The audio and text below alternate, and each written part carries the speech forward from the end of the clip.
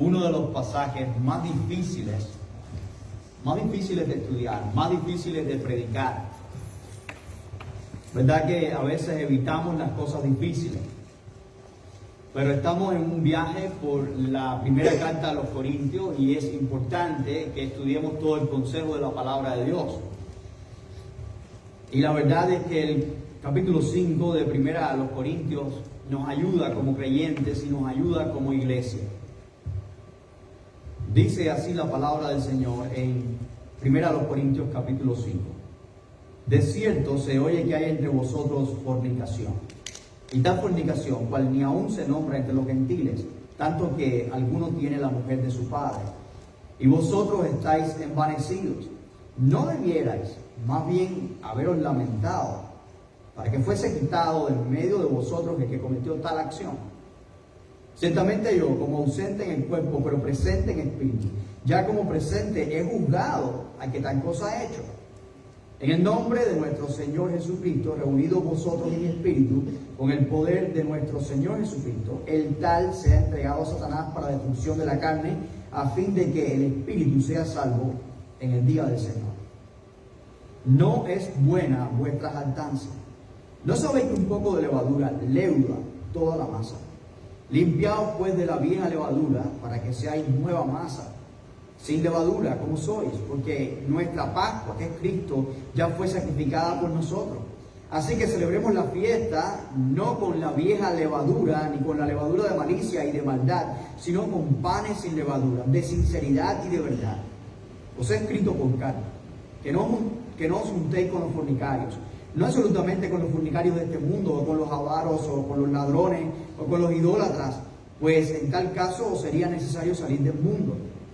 Más bien os escribí que no os juntéis con ninguno que, llamándose hermano, fuere fornicario, o avaro, o idólatra, o maldiciente, o borracho, o ladrón, con el tal ni aun comáis.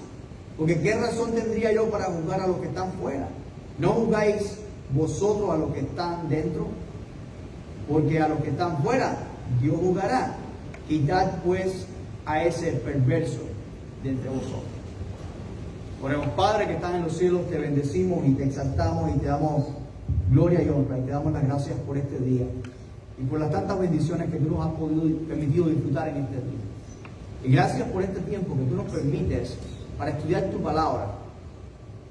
Gracias, Señor, por la profundidad de ella y gracias por tu Espíritu guiándonos a la verdad que ella nos dice. Te pedimos que tú nos enseñes tu verdad y tu voluntad y que tú nos ayudes, Dios mío santo, a vivir como tú quieres que nosotros vivamos. Ayúdanos a prepararnos para las cosas que tú tienes para nosotros.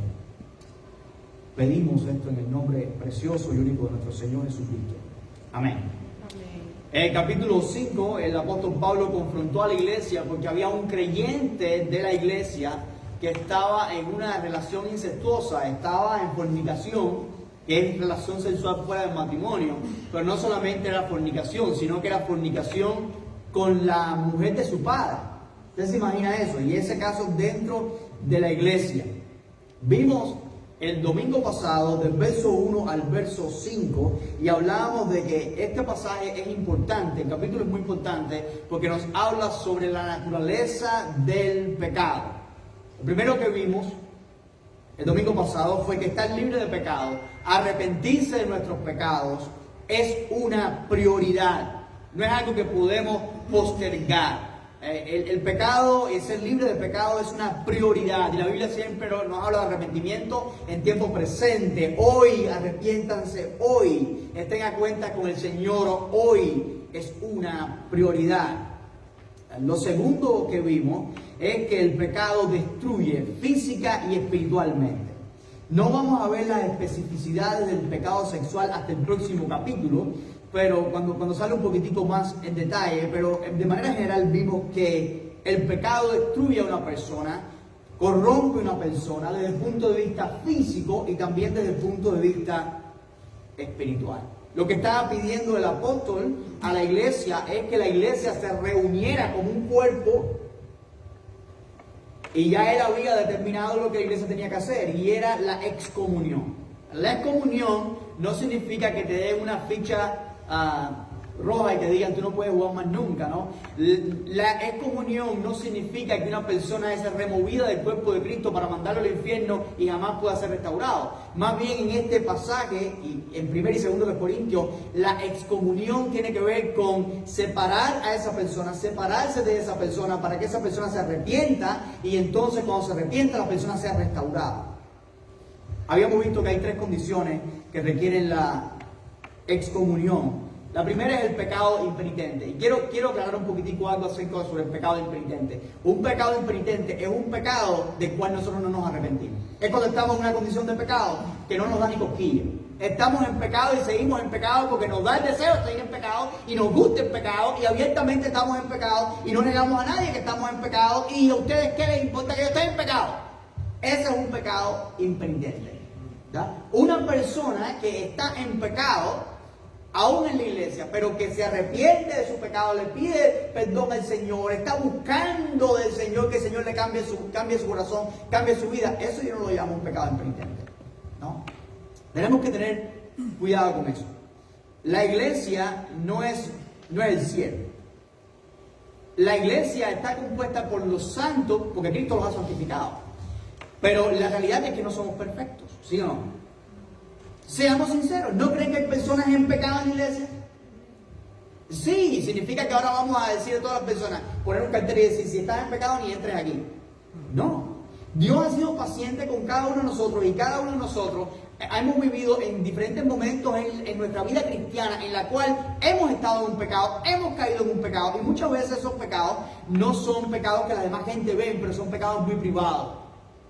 Tal vez una persona que tenemos como una espina en la garganta que no la tragamos, ¿verdad? Tal vez es falta de perdón, tal vez es un orgullo que nos consume, tal vez es una envidia que nos mata. Eso también es pecado. Impide nuestra relación con Dios. No somos como iglesia, no estamos aquí para destruir a los que están en pecado. Estamos aquí para predicar el Evangelio de Jesucristo para que la gente sea libre. Y sabemos que muchas veces eso no es un proceso inmediato.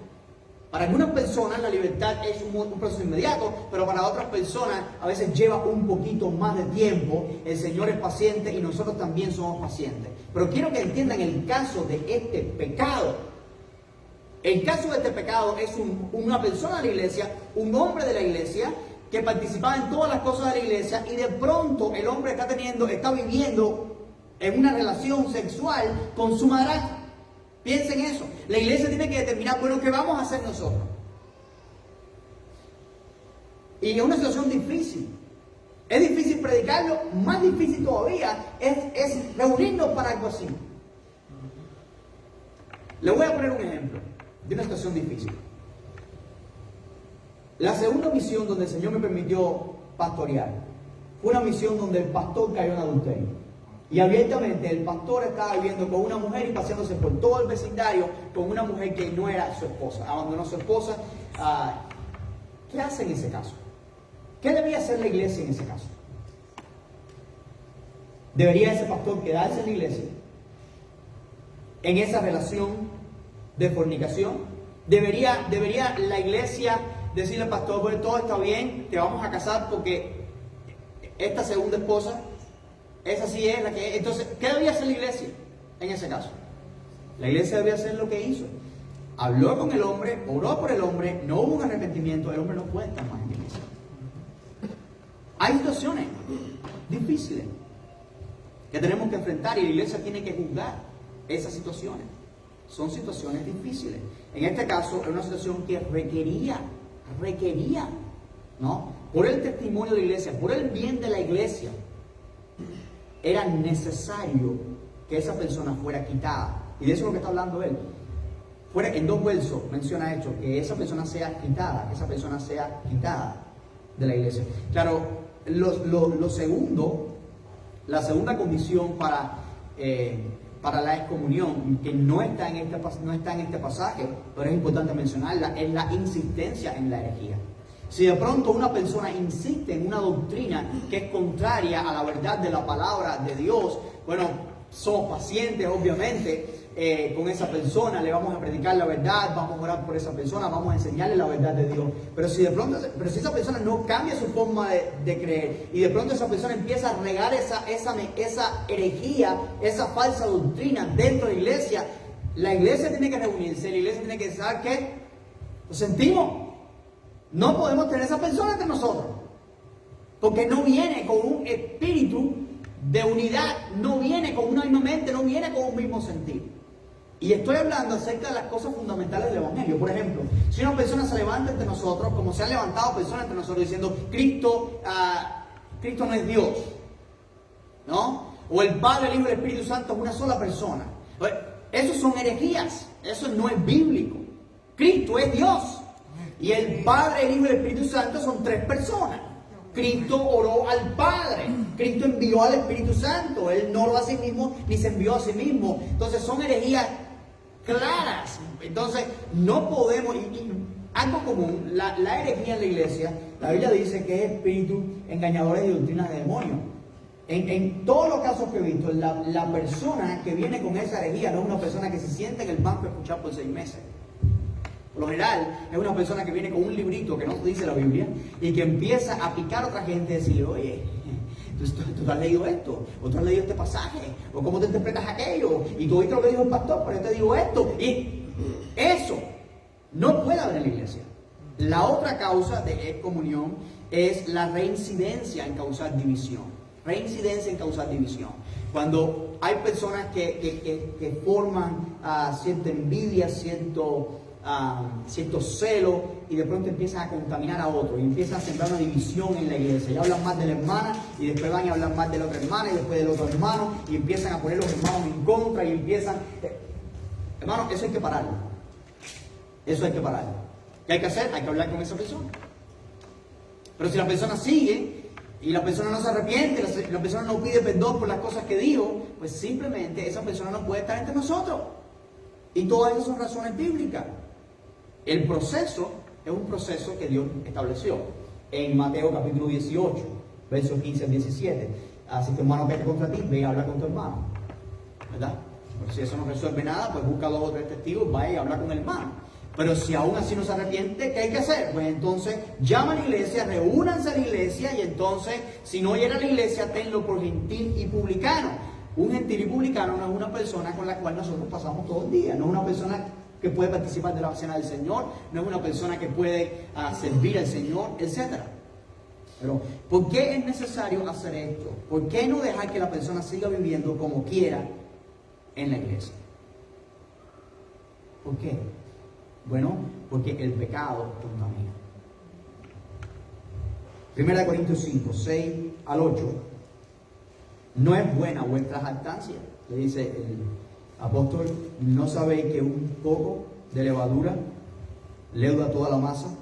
Limpiaos pues de la vieja levadura para que seáis nueva masa, sin levadura como sois, porque vuestra Pascua, que es Cristo, ya fue sacrificada por vosotros.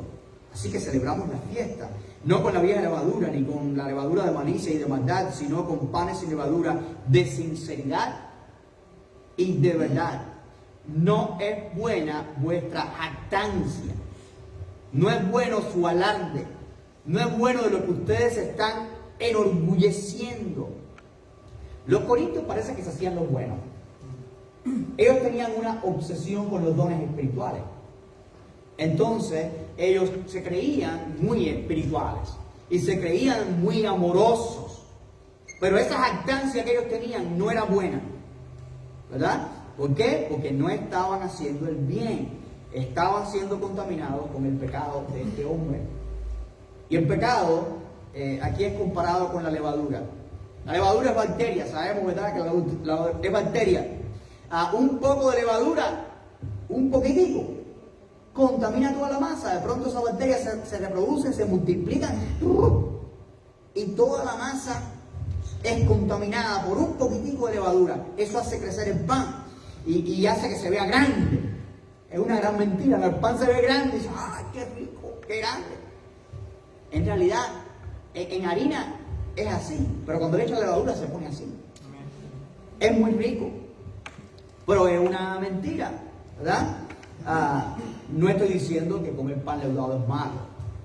No estoy diciendo que la levadura es pecado, ¿verdad? Aún los judíos usaban la levadura y los panes con levadura en muchas ocasiones. Eso no es pecado.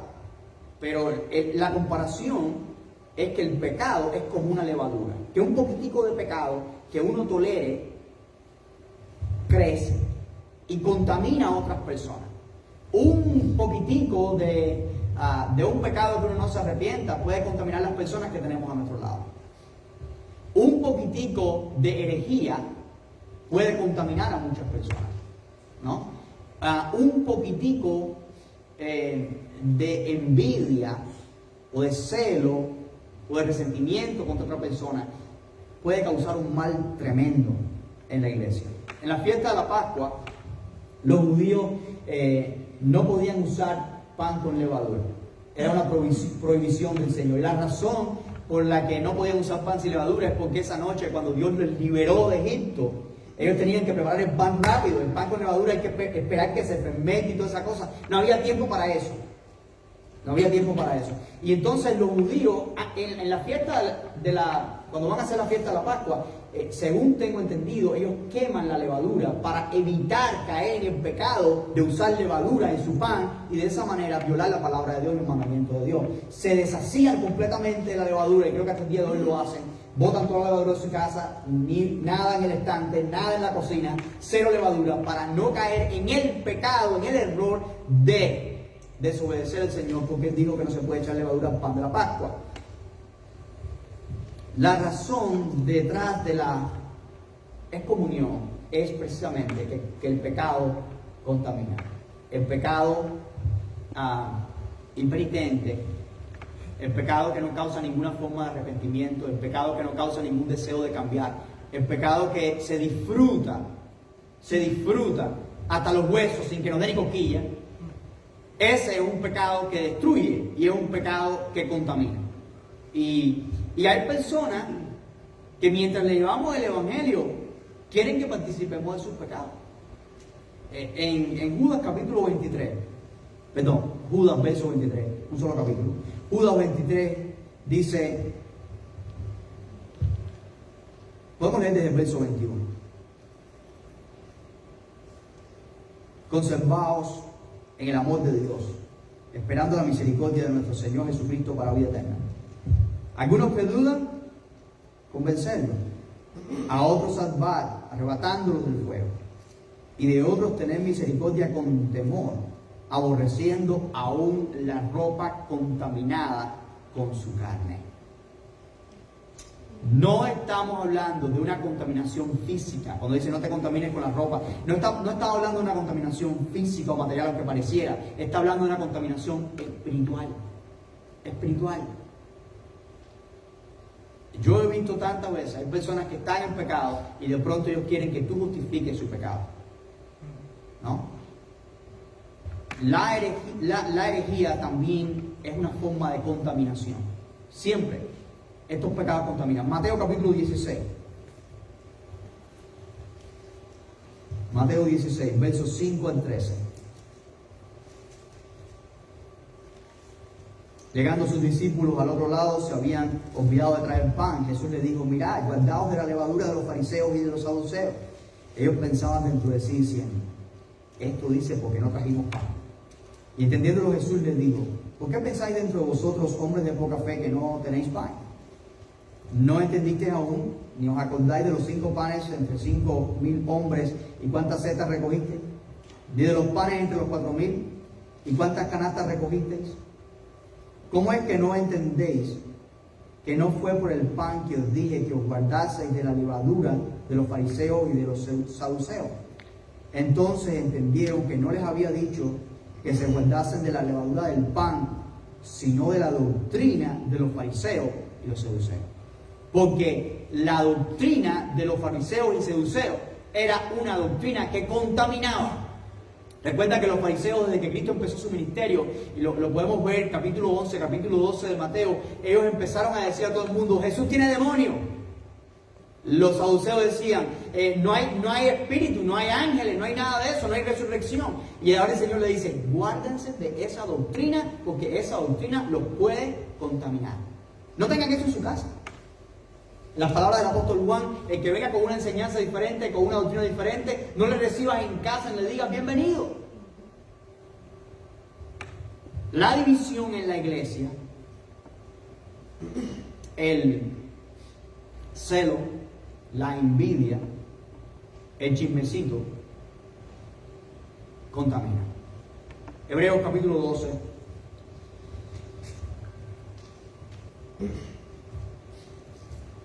Versos 14 y 15.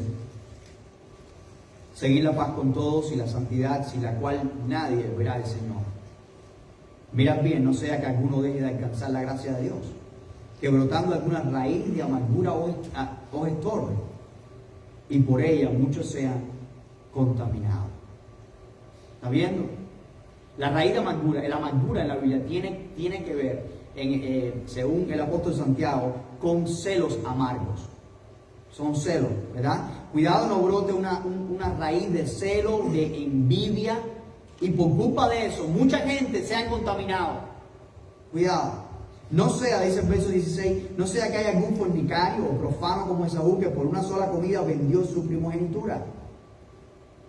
Porque ya sabéis que aún después, deseándole dar la bendición, fue desechado y no hubo oportunidad para el arrepentimiento, aunque lo procuró con lágrimas. Cuidémonos de estas cosas. En el verso 7 al 8 que leíamos hace un rato, está hablando de que el Señor nos limpió de la contaminación de pecado. Ya no, vamos a leerlo. 1 Corintios 5, 7 al 8. Limpiaos pues de la vieja levadura, para que seáis nueva masa. La levadura que como sois, sin levadura como sois, porque nuestra Pascua es ¿quién? Cristo, que ya fue sacrificada por nosotros. Así celebremos la fiesta, no con la vieja levadura, ni con la levadura de malicia y de maldad, sino con panes sin levadura de sinceridad y de verdad. Ya dejemos la vieja vida, dejemos la vieja masa, dejemos la contaminación del pasado y ahora celebremos la Pascua, no la Pascua judía. ¿Qué era la Pascua? La celebración de la liberación de Egipto. Nosotros tenemos que celebrar la liberación del pecado, no con la contaminación de antes, sino en una vida nueva. Eso es lo que nos está diciendo. Sin ser cómplices de los pecados de nadie. 1 Timoteo capítulo 5, versículo 22. 1 Timoteo 5, 22. A veces hay que leer primero que yo. 1 Timoteo 5, 22. No impongas con ligereza las manos a ninguno ni participes en el pecado ajeno. Consérvate puro. No participe de los pecados ajenos. Y esto es tan importante. Sabe que a veces he visto a cristianos hacer cada cosa que me preocupan un poquitito y pienso que por qué lo hacen. Por ejemplo, hay cristianos que han dicho, he creído en Cristo, ya no puedo estar en la idolatría, voy a regalarle el ídolo a mi sobrina que ella sí cree. ¿Por qué lo hiciste? Lo hiciste por quedar bien con el pastor, lo hiciste por...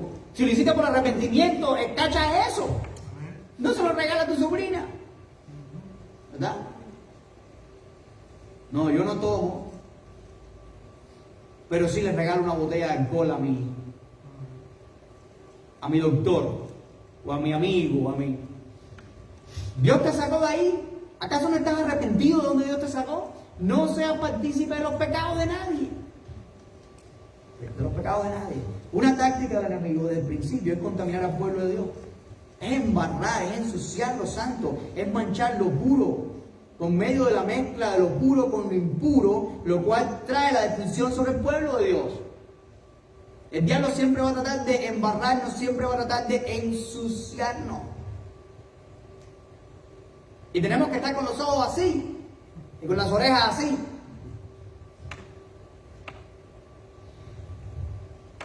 Nuestros niños van a un programa de formación como de exploradores y esas cosas que es cristiano. Tienen un lema, ¿verdad? Las niñas tienen un lema.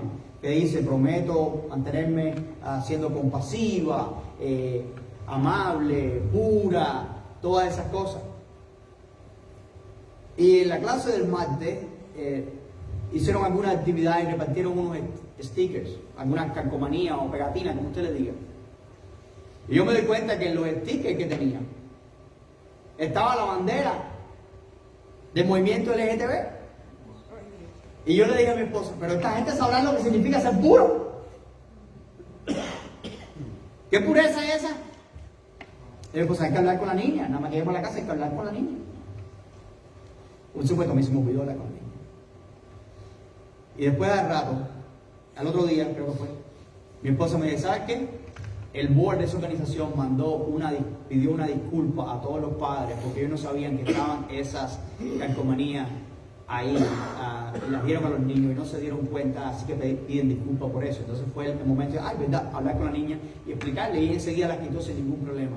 Pero tenemos que enseñar a nuestros hijos a vivir puro. Eso es una cosa tan sencilla. No quiero decir que ya esa calcomanía va a traer una maldición, no estoy hablando de eso. Pero poco a poco el enemigo puede ir sembrando esa ideología en la mente de un niño, en la mente de cualquier persona. Y entonces tenemos que mantenernos puros. El enemigo siempre va a tratar de meter la pezuña, siempre va a tratar de contaminarnos de una manera u otra. El enemigo trata de manchar la iglesia. Y eso pasó con la iglesia de Corinto. La iglesia de Corinto, los cristianos estaban yendo a celebrar con los ídolos. Se hacían fiestas populares donde se celebraba el día del patrón, no sé qué. Y ahí iban los cristianos a celebrar, a comer. Decía, eso no tiene nada de malo, porque esto es de familia y vamos toda la familia. Y los niños disfrutamos, y los niños disfrutan y todo. En 1 Corintios 10. No tengo mucho tiempo. 1 Corintios 10. Vamos a leer versos 20 y 21.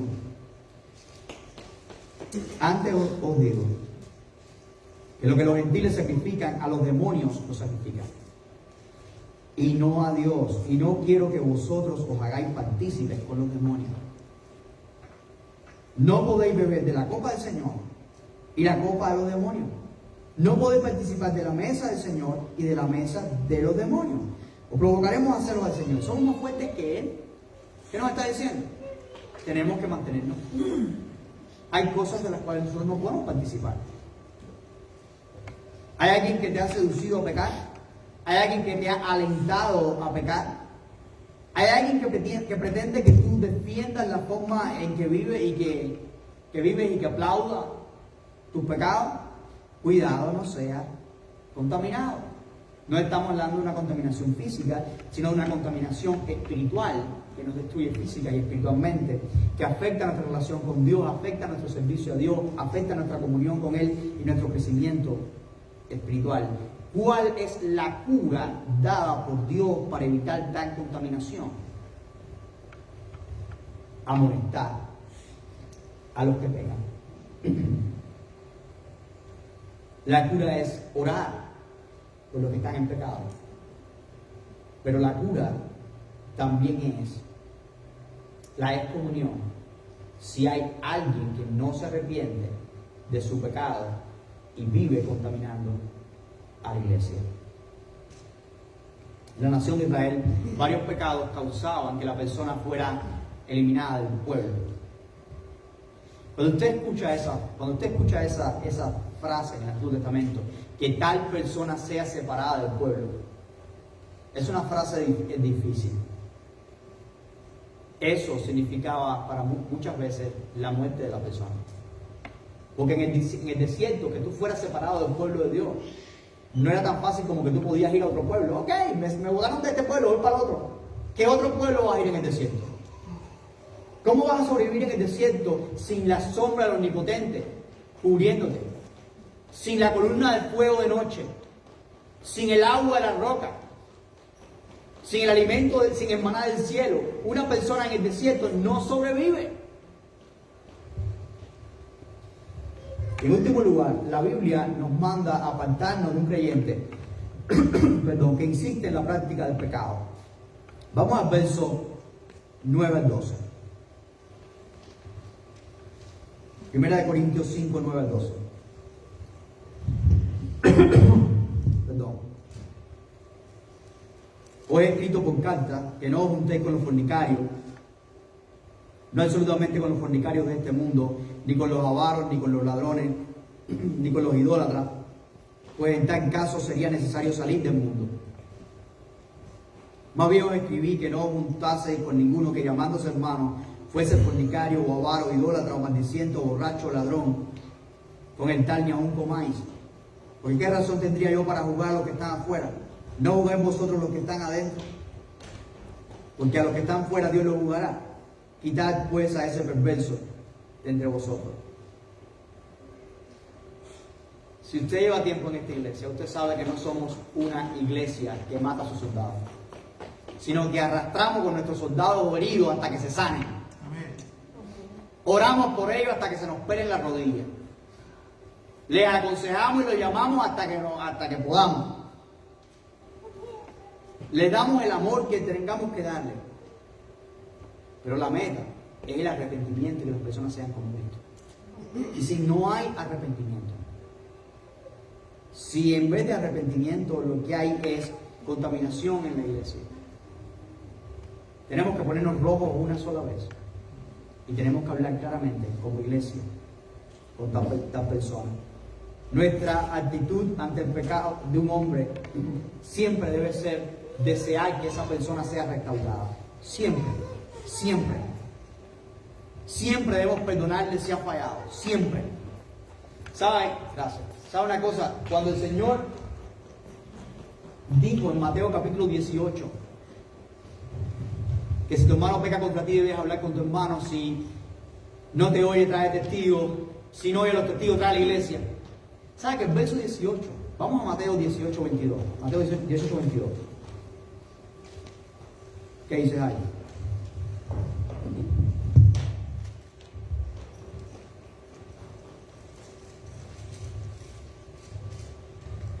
¿Cuántas veces debo perdonar a mi hermano? No te digo que hasta 7. ¿Sino hasta cuántas? 70 veces 7. ¿Qué nos dice ese pasaje? Aunque hay un orden bíblico, nuestro trabajo es perdonar, y perdonar, y perdonar, y perdonar, y orar por esa persona. Y esta es una gran diferencia entre la voluntad de Dios y lo que muchas veces se hace. Hay creyentes que han sido ya bautizados, que están en la fe, que han dado fruto, y de pronto comienzan a practicar el pecado, o comienzan a creer una herejía, o comienzan a participar y a regar chismes en la iglesia, o división en la iglesia. Y claro que lo que primero debemos hacer es restaurarle, pero si no se arrepiente, en vez de separar a la persona, lo que muchos hacemos es vamos como moscas a pasarle la mano como si la persona tuviera azúcar. Y lo he visto tantas veces. He visto a cristianos pidiéndole perdón a la persona cuando la persona es la que está en pecado hasta los huesos. Y muchas veces lo que hace esa persona, si está en una condición de rebeldía, es empeorar su situación. Hay personas que están sembrando chisme en la iglesia y de pronto están sembrando chisme en la iglesia. Hablamos con la persona, sigue sembrando chisme en la iglesia y de pronto toda la iglesia va a consolar a esa persona. Y entonces todos los que van a consolar a esa persona son envenenados por el chisme de esa persona. Eso no es lo que la palabra de Dios nos dice. La palabra de Dios nos está dando un orden a seguir, una regla a seguir. Tiene que haber arrepentimiento y tiene que haber un cambio en las vidas. Por el bien de la iglesia. Por el bien de la iglesia. Los corintios se jactaban de que ellos sí eran amorosos, compasivos, aún con los pecadores.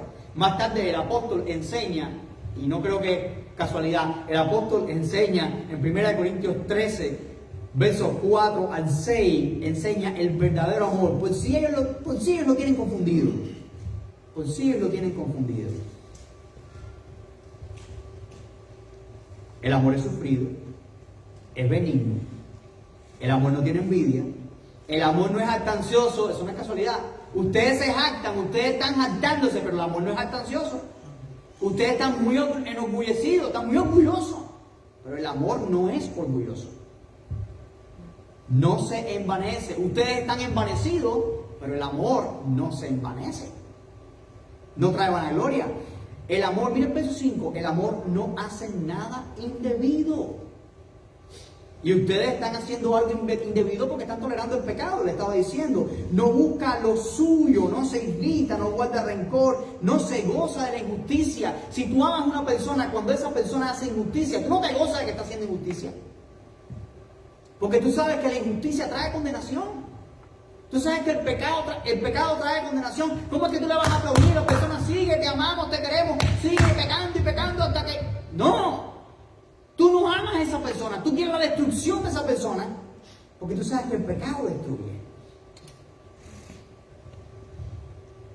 ¿No creen ustedes que Jesús tiene la autoridad para decirnos cómo deben hacerse las cosas en la iglesia? Yo creo que Él tiene la autoridad. Entonces, si creemos que el Señor tiene la autoridad, debemos seguir la regla de Mateo capítulo 18.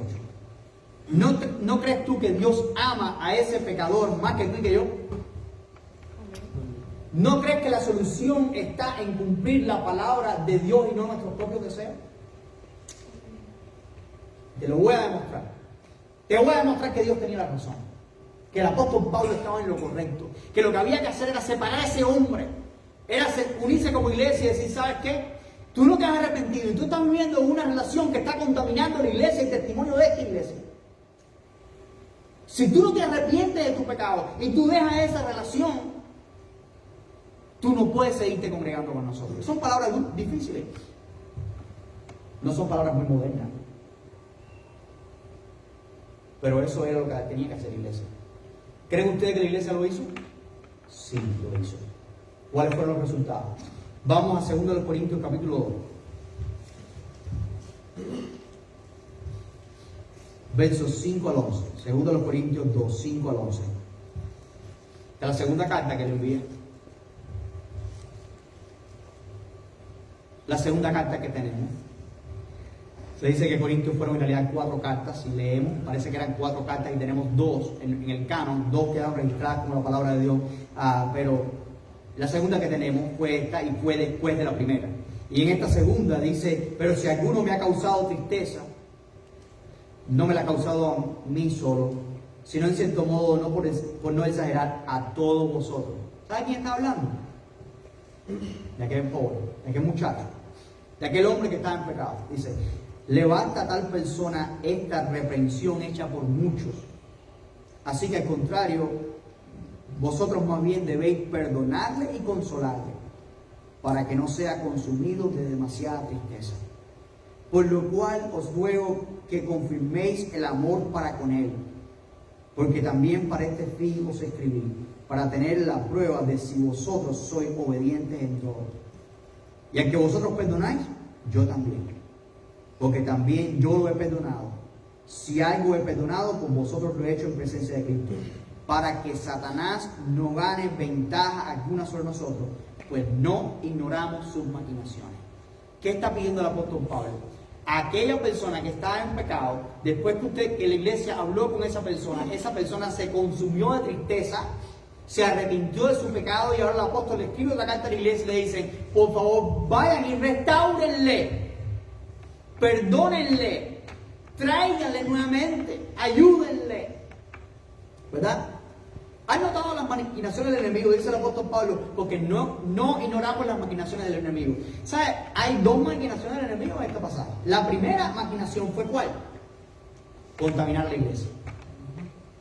El enemigo trató de que la iglesia tolerara el pecado para destruir la iglesia. Pero cuando la iglesia hizo lo que tenía que hacer, el enemigo usó otra maquinación. Tratar de hacer que la iglesia no perdonara a este hombre por su pecado.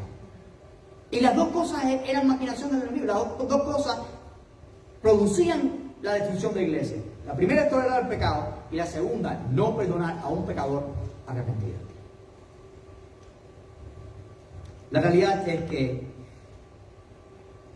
no todos los que se envanecen se arrepienten. Hay muchas personas que no se arrepienten de su pecado, aún después de separarse de la iglesia. Algunos se separan solo de la iglesia sin que la iglesia diga una sola palabra. ¿Y cuál es la primera cosa que dice una persona que está en pecado cuando lo confrontamos con su situación? No me juzgues, solo Dios me puede juzgar. ¿Lo dice o no? ¿Lo he escuchado otras veces? También se dice esto: el que esté libre de pecado, que tire la primera piedra. Imagínense, todos somos pecadores, eso significa meter las manos en el bolsillo y sigue para adelante. Cristo dijo que no juzgáramos a nuestros hermanos, Mateo capítulo 7. No estamos para juzgar a los hombres. Esto significa que no estamos para condenar, ni para creernos superiores a los demás. 1 Corintios 10:12 dice: así que piense estar firme, mire que no caiga. Eso está claro. No estoy para condenar a mis hermanos. No estoy para juzgar a mi hermano. No puedo estar comparándome con mis hermanos. No puedo estar diciendo: aquel hermano sirve mejor que yo, aquel canta mejor que yo, este toca mejor que yo, aquel predica mejor que yo, o este lo hace peor que yo. No puedo estarme comparando con nadie. Ni puedo juzgar a mi hermano. No puedo estar diciendo: bueno, hoy es miércoles, el hermano no fue al servicio, no fue al servicio porque está en la casa tomando Coca-Cola. No me importa. Es relación con Dios. No puedo juzgar a mi hermano. No puedo condenar a mi hermano. Tampoco puedo juzgar al mundo, porque el mundo no tiene a Cristo. No puedo tener expectativas muy altas del mundo, porque el mundo no tiene a Cristo. No han creído el Evangelio y no han sido transformados.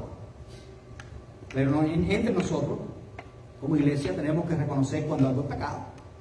Tenemos que tomar decisiones como iglesia.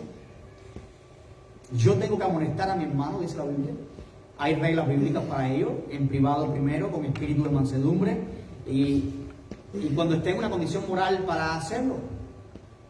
Pero hermanos, si yo estoy siendo guiado por el Espíritu de Dios, si yo he sido liberado de un pecado, si yo he sido perdonado, si yo estoy en una condición de amonestar a mi hermano, y mi hermano está en pecado, yo tengo que hacerlo. Yo no puedo amonestar a una persona que está hundida en el vicio. Suponga que un hermano de nosotros que ha sido liberado del alcohol vaya nuevamente al alcohol. Si alguno de ustedes ha sido liberado del alcohol y no está hundido en el alcohol, tiene todo el derecho de ir y decir: hermano, levántate en el nombre de Jesús, porque el Señor me ha levantado a mí, y eso que estás haciendo no está bien delante de Dios. Tú tienes la autoridad y Dios espera que tú amonestes a tu hermano. El método bíblico nunca es que le pasemos la papa caliente a otro para que sea el otro el que hable con el hermano. Si el hermano pega contra ti, si tú has visto un pecado del hermano, pues te toca a ti confrontarlo. Si no entendemos esto, la iglesia se mina de pecado. Y esto es algo que todo el mundo ve, pero nadie hace nada, y la iglesia es contaminada, y la iglesia es destruida y es separada. El apóstol obedecía a Cristo por encima de todas las personas. Quiero que miremos un verso, y también es importante que lo circules en tu Biblia, que le pases highlighter, no sé, tal vez necesitas hacerle algo sobre eso. 1 Corintios 5, 12.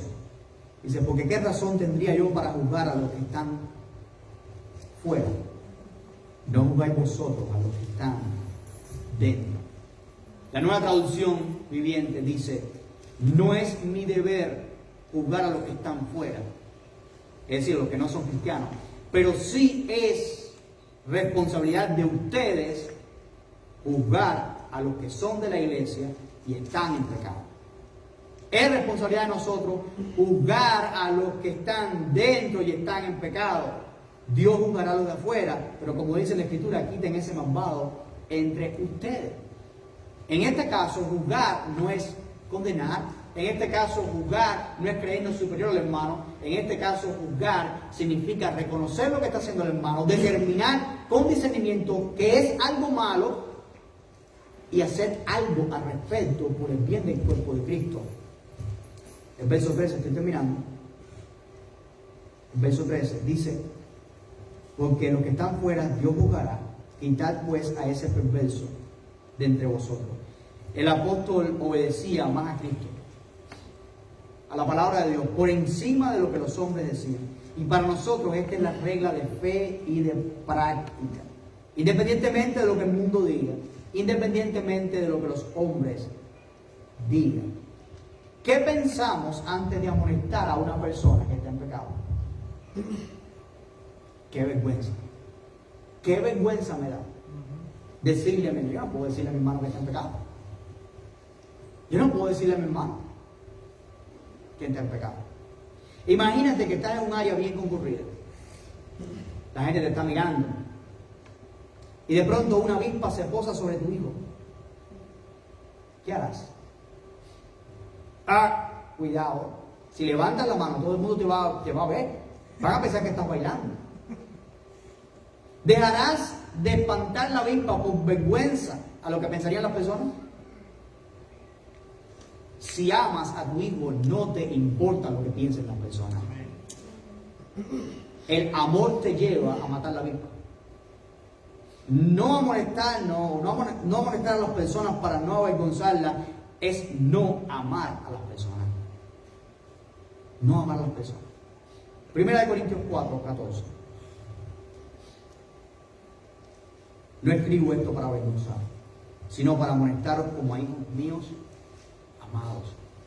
La palabra fuertísima del apóstol es porque él los amaba. Él los amaba. En Romanos 15, 14. Romanos 15, 14. Pero estoy seguro de vosotros, hermanos míos, de que vosotros mismos estáis llenos de bondad, llenos de todo conocimiento, de tal manera que podéis amonestaros los unos a los otros. Si ustedes se aman, amonéstense los unos a los otros. ¿Verdad que no se predica esto en la iglesia? ¿Quién quiere amonestar allí? Nadie. Ninguno quiere. Pero es necesario que con amor, con espíritu de mansedumbre, no como una cueva de víboras, no como una manada de hienas, no con chisme, no con altanería, pero con espíritu de mansedumbre, que oremos los unos por los otros y que nos amonestemos en el amor de Cristo los unos a los otros. Esa es la voluntad de Dios. Oremos. Padre que estás en los cielos, te damos las gracias por este tiempo, te damos las gracias por este día. Gracias porque tú nos has permitido llegar a este capítulo. Y gracias porque tenemos la instrucción del apóstol sobre la cual la iglesia es edificada. Nosotros reconocemos nuestra necesidad de ti. Reconocemos que nuestro compromiso es contigo en primer lugar y con la edificación de la iglesia en amor. Ayúdanos a ser personas de amor. Ayúdanos a demostrar ese amor. No con chisme, no con comentarios. Ayúdanos a demostrar tu amor en la forma en que tú has establecido. Ayúdanos a crear un espíritu de oración en nuestra iglesia, en el cual oremos los unos por los otros. Un espíritu de perdón. Ayúdanos, Señor, a no ser creyentes de mantequilla. Que por la misma cosa nos desilusionemos de la iglesia o por la misma cosa nos ofendamos. No, ayúdanos a ser creyentes fuertes en la fe. Que miremos la amonestación del hermano como una oportunidad para crecer en la imagen de tu Hijo. Te pedimos que tú nos fortalezcas y nos ayudes a ser fieles. En el nombre de Cristo Jesús. Amén. Señor les bendiga.